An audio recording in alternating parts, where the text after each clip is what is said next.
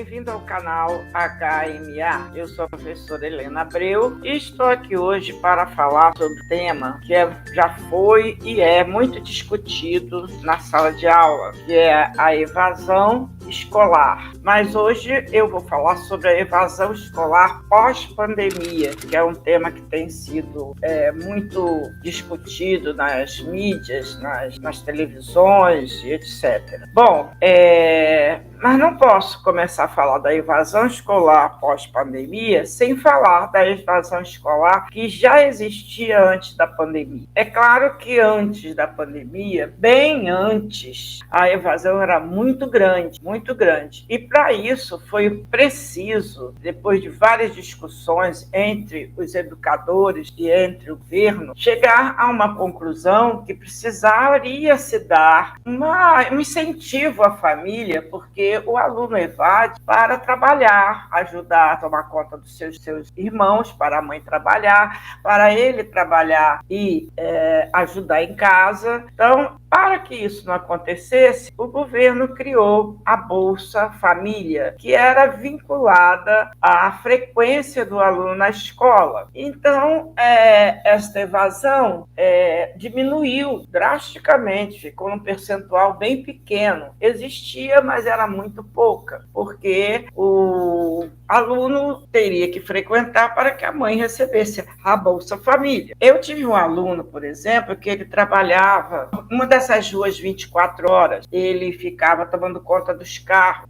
Muitos dias ele chegava na escola, abaixava a cabeça em cima da mesa e dormia, porque ele estava cansado. Mas ele ia à escola, porque a mãe forçava ele ir, porque se ele não tivesse frequência, não recebia a Bolsa Escola. Ele só abandonava mesmo a escola no caso de trabalho, isso acontecia mais no ensino médio, no caso de trabalho, porque eles precisavam realmente ajudar na comida, a pagar o aluguel e etc, etc. Aí o que aconteceu? Pós-pandemia, o governo mudou de nome, era uma bolsa, o governo mudou e deu uma bolsa para todos igualmente. E este vínculo, junto com a frequência do aluno, acabou. Se esse vínculo acabou, o que aconteceu? O aluno começou a não frequentar. Mas não foi só este o motivo pelo qual o aluno parou de frequentar.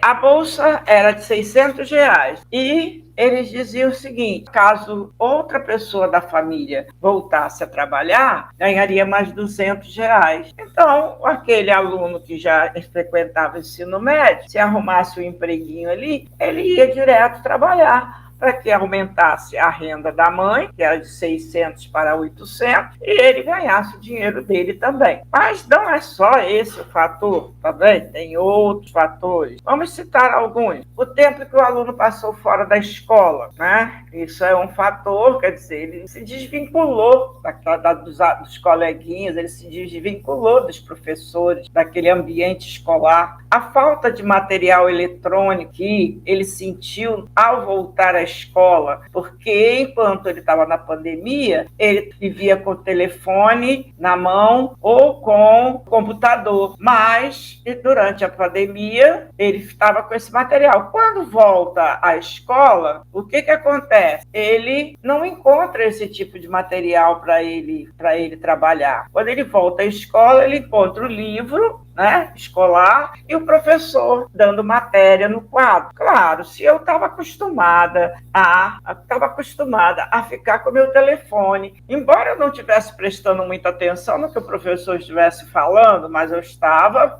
com o meu telefone na mão, eu estava com o meu computador na mão o tempo todo. Então, se eu tinha esse material na mão e volto para a escola e não encontro esse tipo de material, claro, né, que eu me desmotivei completamente. Chego na escola, caderno, livro, quadro, professor falando. Se me leva para a sala de computação, o que acontece? Vários computadores quebrados, internet ruim. Então, ficou ruim para eu acompanhar a aula, prefiro então ficar em casa. Então, esse foi um dos principais fatores que fez o aluno realmente se afastar. Um outro fator não menos importante foi a perda da renda salarial, classe social baixa aqui, para comprar um chinelo para o aluno ir para a escola, para comprar o mínimo um caderno para ele ir para a escola, embora várias escolas dão o caderno, mas se eu não tenho uma roupa para ir para a escola, se eu não tenho uma condição mínima para ir para a escola, esta condição me afasta da escola, né? Eu quero ir pelo menos com os meus alunos. Pessoal, olha só, enquanto a gente não mudar a nossa forma de trabalhar com o aluno na sala de aula, vai ser difícil a gente manter esse aluno na sala. Tudo mudou, tudo. A igreja mudou, tudo mudou. Por que a escola não muda? Eu escutei outro dia que eles vão fazer uma revisão na forma de ensinar. Eles começaram a fazer de primeira a quarta, já fizeram até um projeto, né, que tem, eu não sei se é Globinho, sei lá, é um aplicativo que os meninos brincando e aprendendo, mas só de primeira a quarta. De quinta série em diante, não existe esse aplicativo, não existe nada que possa chamar a atenção do aluno para que ele possa voltar a estudar usando as mídias, usando as redes sociais. E isso é necessário, porque não adianta, eles já estão acostumados a ficar em frente ao computador, eles estão acostumados a ficar no telefone. Nós temos que inserir esse material no nosso dia a dia da sala de aula. É difícil? Exige planejamento? Exige, mas é possível ser feito. Então, vamos tornar essa escola um pouco mais alegre, mais criativa, mais interessante, mais útil à comunidade, né? Para que chame a atenção, não só dos alunos, mas também da família, para que elas possam estar ajudando vocês. Vocês sabem que hoje em dia o pai e a mãe não tem como ajudar o aluno nas suas tarefas escolares. O aluno que na pandemia ficava em frente ao computador ou em frente ao telefone, era aqueles cuja família, a mãe ou o pai, ficava do lado dele, exigindo que ele ficasse, porque os demais, com certeza, não ficavam.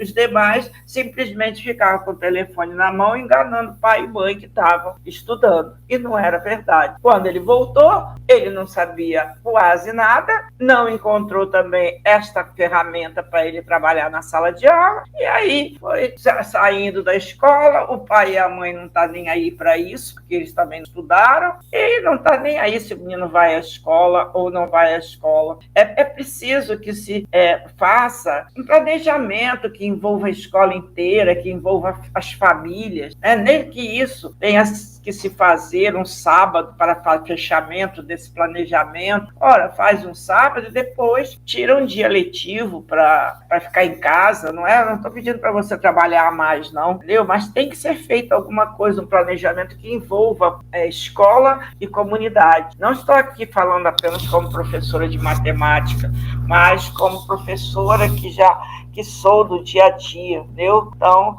eu vim aqui pedir a vocês que façam isso, porque o aluno não vai voltar para a escola enquanto a escola não for atrativa. E sobre isso que eu queria falar, muitos vão à escola só para merendar, aí é que acontece a falta de interesse dentro da sala de aula, porque se ele só foi para merendar, ele está esperando só o horário da merenda. E chega na sala de aula, não tem nada de interessante para ele, muito pelo contrário. Aí, o que acontece? O aluno simplesmente abandona a escola, ou vai lá sem nenhum interesse, então não existe aprendizagem, que ele vai sem nenhum interesse, para ele entra no ouvido e sai no outro, e é a mesma coisa que ele ficar em casa, porque sem aprendizagem é a mesma coisa que o aluno fica em casa.